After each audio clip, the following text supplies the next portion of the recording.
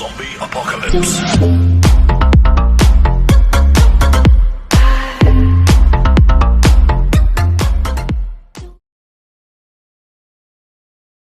Assalamualaikum warahmatullahi wabarakatuh. Perkenalkan, nama saya Syekhul Islam Majidudin dari kelas XKJA nomor absen 40. Ingin mempresentasikan tentang strategi mengatasi ancaman di berbagai bidang dalam Bhinneka Tunggal Ika. Yang pertama adalah strategi dalam mengatasi ancaman di bidang ideologi. Nah, di strategi dalam mengatasi ancaman di bidang ideologi dibagi menjadi 5. Yang pertama adalah pencegahan dan pengulangan gerakan separatisme. Yang pertama adalah gerakan separatisme adalah suatu gerakan yang berfungsi mengacau dan menghancurkan yang dilakukan oleh gerombolan pengacau yang bertujuan untuk memisahkan diri dari ikatan suatu negara, atau Abdul Qadir Jailani 2001. Contoh gerakan separatisme antara lain Gerakan Aceh Merdeka atau GAM dan Republik Maluku Selatan atau RMS, dan Organisasi Papua Merdeka atau OPM dan sebagainya. Yang kedua adalah peningkatan rasa nasionalisme dan patriotisme. Nasionalisme merupakan suatu paham untuk bangga dan mencintai bangsa sendiri. Adapun patriotisme adalah sikap rela berkorban segenap jiwa dan raga demi kemakmuran tanah air. Nah, yang ketiga adalah menerapkan nilai-nilai Pancasila dalam kehidupan. Pancasila yang mengandung kemampuan untuk menggalang dan memelihara persatuan dan kesatuan nasional dan kemampuan untuk menangkal penetrasi ideologi asing serta nilai-nilai yang tidak sesuai dengan kepribadian bangsa. Oleh sebab itu, memahami, menghayati, dan mengamalkan nilai-nilai Pancasila dalam kehidupan sehari-hari sangat diperlukan agar tetap terjaga kelestariannya. Yang keempat adalah menghindari perpecahan dalam masyarakat. Dalam masyarakat Indonesia yang termasuk majemuk, sangat diperlukan sikap toleransi untuk menghindari perpecahan dalam masyarakat. Toleransi dapat diartikan sebagai suatu sikap saling menghormati dan saling menghargai antara kelompok atau antara individu dalam masyarakat atau dalam lingkungannya. Yang kelima atau yang terakhir, menerapkan norma-norma dalam kehidupan. Norma adalah peraturan hidup yang berisi perintah dan larangan untuk mempengaruhi tingkah laku manusia dalam masyarakat. Dalam masyarakat kita mengenal ada 4 macam norma, yaitu norma agama, norma kesopanan, norma kesusilaan, dan norma hukum.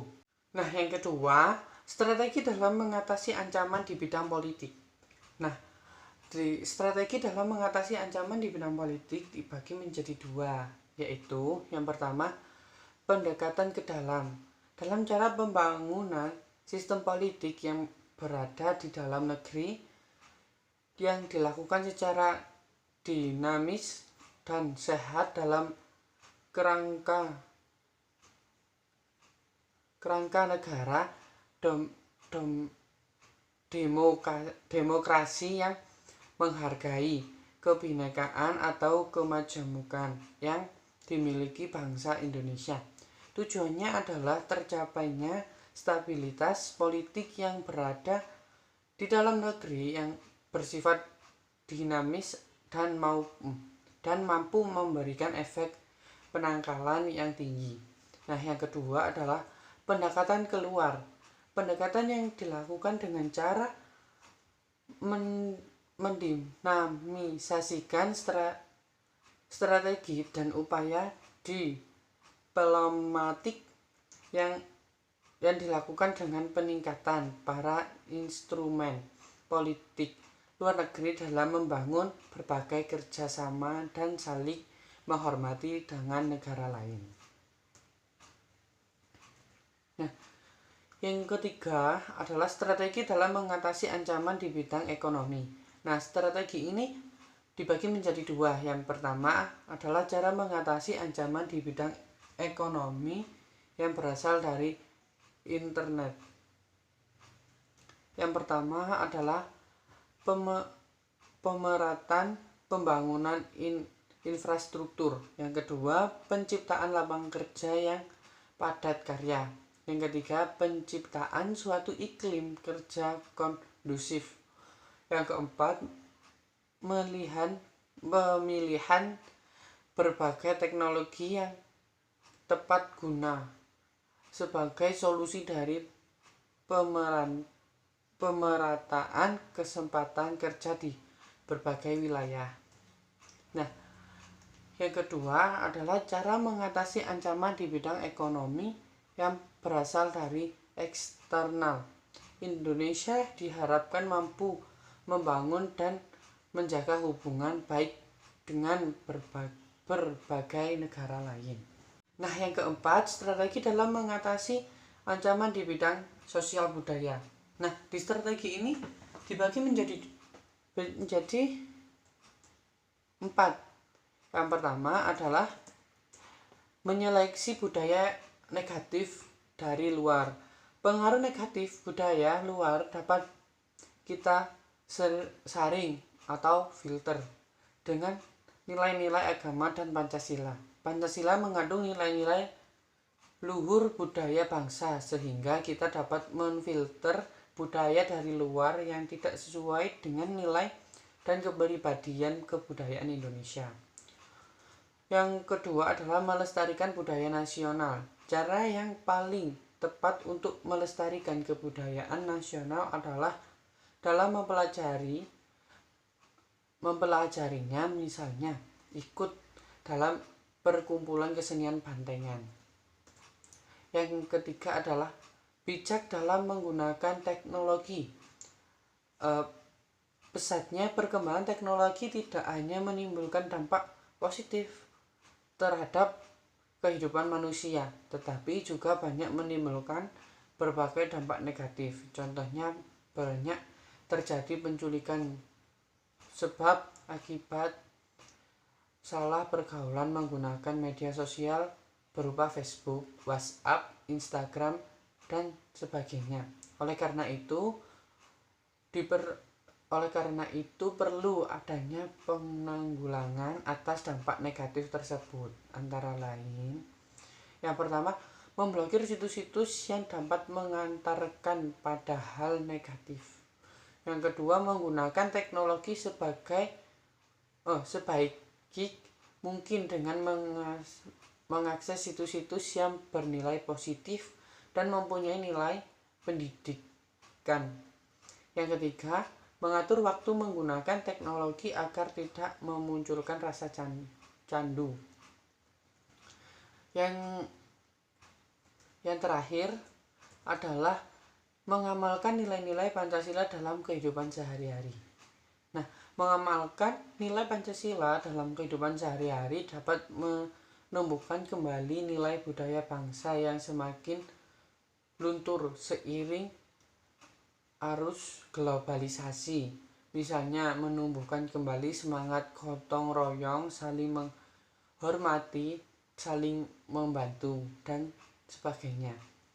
Nah, yang kelima adalah strategi dalam mengatasi ancaman di bidang pertahanan keamanan. Ini dibagi menjadi 3, yaitu yang pertama, menurut UU DRI tahun 1445, yang pertama adalah pasal 27 ayat 3 yang berbunyi, setiap warga negara berhak dan wajib ikut serta dalam upaya pembelaan negara.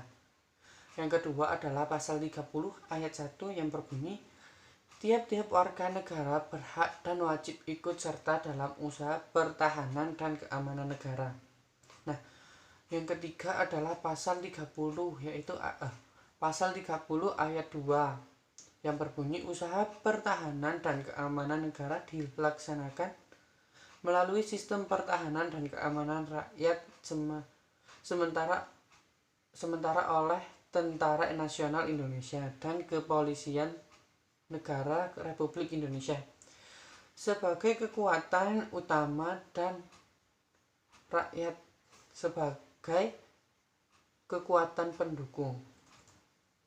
Yang kedua adalah menurut UUD Republik Indonesia nomor 3 tahun 2002 tentang pertahanan negara. Yang pertama adalah pasal 9 ayat 1 yang berbunyi setiap warga negara berhak dan wajib ikut serta dalam upaya bela negara yang diwujudkan dalam penyelenggaraan pertahanan negara. Yang kedua adalah pasal 9 ayat 2 yang berbunyi bentuk-bentuk usaha membela negara melalui yang pertama, pendidikan kewarganegaraan.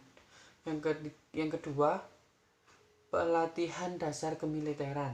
Yang ketiga, pengabdian sebagai prajurit TNI secara sukarela atau secara wajib, dan yang terakhir nomor 4, pengabdian sesuai dengan profesi. Nah, yang terakhir adalah sistem pertahanan dan kemasyarakatan semesta atau Sikhan Kamrata. Sikhan Kamrata merupakan segala upaya menjaga pertahanan dan keamanan negara dan negara yang selalu rakyat dan segenap sumber daya nasional, sarana dan prasarana nasional serta seluruh wilayah negara sebagai suatu kesatuan pertahanan dan yang utuh dan menyeluruh.